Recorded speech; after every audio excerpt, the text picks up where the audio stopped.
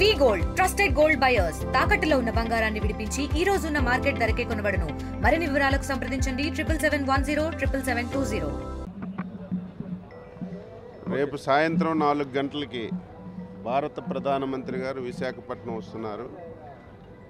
ఇది ఒక చారిత్రాత్మకమైనటువంటి ఘట్టం. ఎన్నోసార్లు ఈ రాష్ట్రానికి ఈ ప్రాంతానికి ప్రధానమంత్రి గారు వచ్చినా రేపు ఒక ప్రత్యేకత సంతరించుకుంది. దానికి కారణం మొన్న జరిగినటువంటి ఎన్నికల్లో అత్యంత విశ్వాసంతో ఎన్డీఏ పార్టీకి హ్యూజ్ మెజారిటీ ఇచ్చారు. దీంతో పాటుగా గత 5 సంవత్సరాలు పరిపాలించినటువంటి పాలకులు ఈ రాష్ట్రాన్ని అస్తవ్యస్తం చేశారు, చిన్నాభిన్నం చేశారు, ఆర్థికంగా కోలుకేలైనటువంటి పరిస్థితికి తీసుకొచ్చారు. మేము అధికారం చేపట్టేసరికి ఆంధ్రప్రదేశ్ ప్రభుత్వం వెంటిలేటర్ మీద ఉంది. వెంటిలేటర్ అంటే మీ అందరికీ తెలుసు. ఈరోజు భారత ప్రధానమంత్రి గారు ఎన్డీఏ ప్రభుత్వం సహాయ సహకారాలు అందించడం వల్ల, అందులో సమర్థవంతమైనటువంటి చంద్రబాబు నాయకత్వంలో పాలన సాగటం వల్ల వెంటిలేటర్ నుంచి ఆక్సిజన్ పీల్చుకునే స్థాయికి వచ్చాం. ఇటువంటి సమయంలో ప్రధానమంత్రి గారికి దేశంలో అనేక రాష్ట్రాలు ఉన్నప్పటికీ కూడా ఆంధ్ర రాష్ట్రం ఒక అచంచలమైన విశ్వాసంతో ఒక తీర్పు ఇచ్చింది. తీర్పును గౌరవించాలనే ఉద్దేశంతో ప్రత్యేకమైనటువంటి నిధులు, ప్రాజెక్టులు ఈ ప్రాంతానికి కేటాయించారు. అందులో ఉత్తరాంధ్రకి చిరకాలమైనటువంటి కోరిక రైల్వే జోన్. దానికి మనం రేపు బీజం వేయబోతున్నాం. ఈరోజు విద్యుత్ విపరీతంగా రేట్లు పెరిగిపోయి ప్రజలు చాలా ఇబ్బందులు పడుతున్నారు. గత 5 సంవత్సరాలు ఆ వ్యవస్థని పూర్తిగా నాశనం చేశారు. ఈరోజు హైడ్రో ఎనర్జీ వచ్చింది.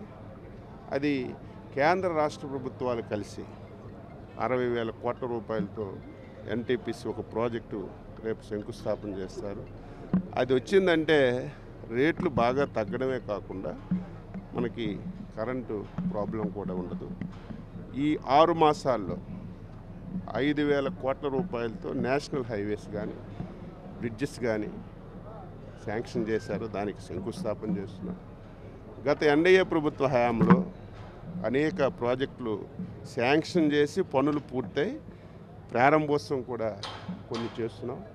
దీంతో పాటుగా రేపు ప్రధానమంత్రి గారి దృష్టిలో అనేక సమస్యలు తీసుకొచ్చి కేంద్ర రాష్ట్ర ప్రభుత్వాలు కలిసి ఈ రాష్ట్రాన్ని ముందుకు తీసుకెళ్ళడానికి అన్ని ప్రయత్నాలు చేయడానికి ఈ సభని వాడుకుంటున్నాం. రేపు సభకి దాదాపుగా 80% ఏర్పాట్లన్నీ పూర్తయ్యాయి. 1 కిలోమీటరు రోడ్ షో ఉంటుంది.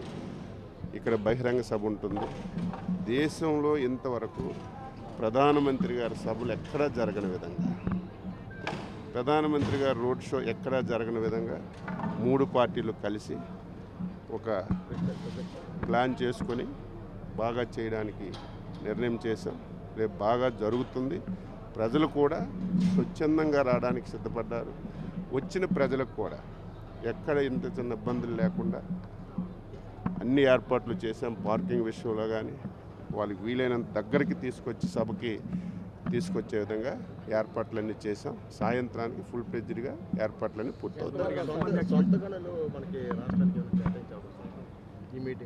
అన్నీ పెడుతున్నాం ఆయన దృష్టిలో. మనకి స్టీల్ ప్లాంట్ ఇష్యూ ఉంది. ఇప్పటికే స్పష్టమైన హామీ ఇచ్చారు. ఇంకా చాలామంది తప్పుడు మాటలు మాట్లాడుతున్నారు. కానీ ప్రధానమంత్రి గారు, కన్సల్ట్ మంత్రి, ముఖ్యమంత్రి, అన్ని పార్టీ నాయకులందరూ స్టీల్ ప్లాంట్ అనేది ప్రైవేటైజ్ కాదు. అయితే ఎఫిషియన్సీ కూడా స్టీల్ ప్లాంట్ కార్మికులు యాజమాన్యం పెంచుకోవాలి. దాన్ని కూడా దృష్టిలో పెట్టి దీనికి సపరేట్ మైండ్స్ కావాలని ఇప్పుడు కాదు, చాలా గత కొన్ని సంవత్సరాల నుంచి ఆ డిమాండ్ ఉంది. మళ్ళీ అది కూడా దృష్టిలో పెడతాం.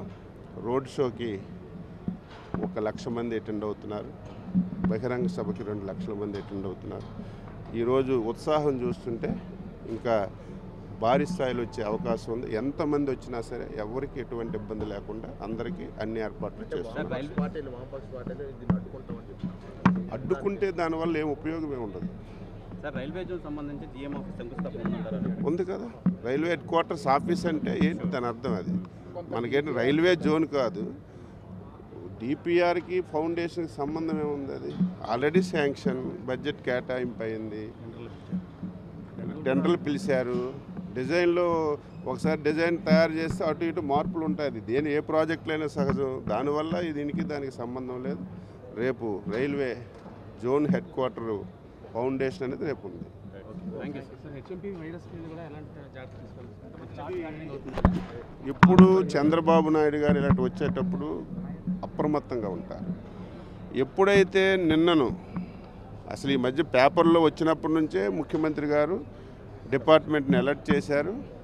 ఎప్పటికప్పుడు సమీక్షలు చేసి అన్ని విధాలుగా ఏవేవి అవసరం ఉన్నా అన్ని ఏర్పాట్లు చేస్తున్నారు.